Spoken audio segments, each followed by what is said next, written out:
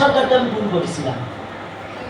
আমার গুরুদেব আমাকে আশীর্বাদ করেছিল, আমার মনে হয় কোনো শিষ্যকে করেছে কিনা সন্দেহ, আর করলেও করতে পারে।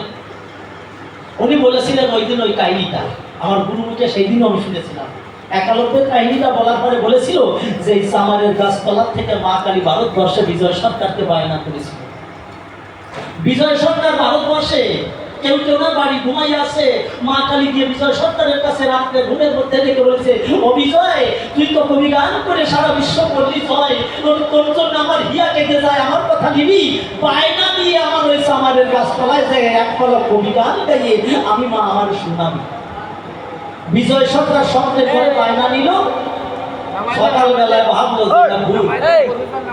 এই কি কমায় না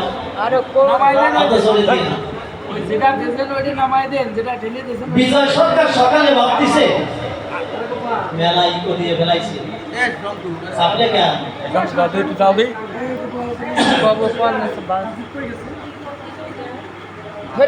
বাবা, তুমি এখনো আস্তে আস্তে শিখবা।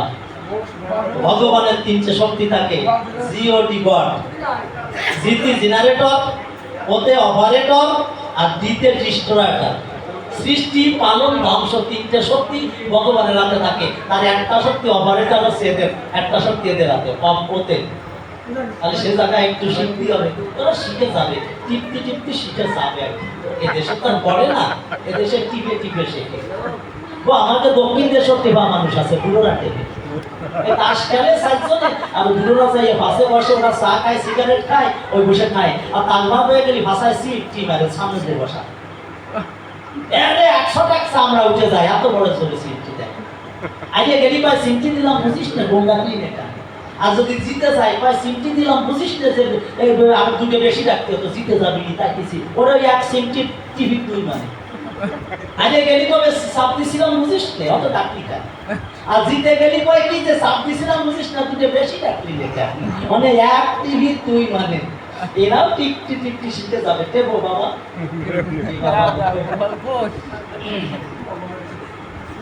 বিজয় সরকার ঘুমের থেকে উঠে সকালবেলা ভাবতেছে যে এই যে মা কালী আমারে বায়না করেছে, এ বায়না না, এটা বায়না ভুল, স্বপ্ন তো হলি পাখি।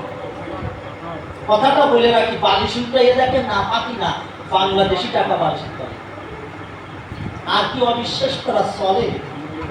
বিজয় সরকার রওনা দিল। সামারের গাছতলার কমিটির লোকদের কাছে মা কালী রাত্রে স্বপ্নে দেখা দিয়ে বলেছিল, আমার কথা নিস জানাই, তোদের বরাবরই বিজয় সরকারের গানের পাশ আমি পান করি, ওরা একবার বায়না দিয়ে আমার এখানে গান করাস, গান করাস।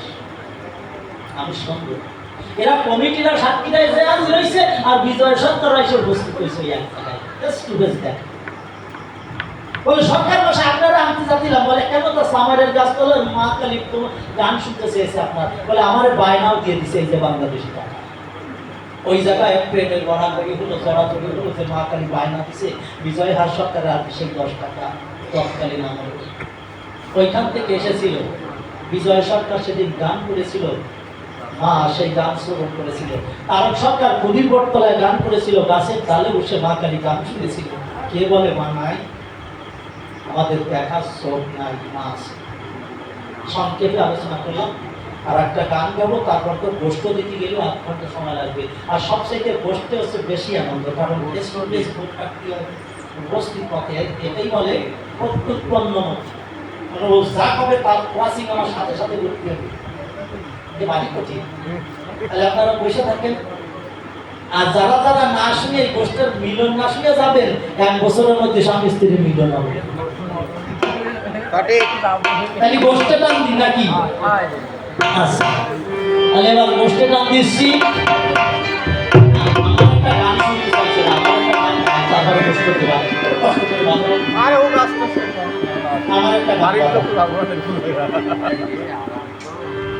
আস্তে আস্তে দাদা সেখানে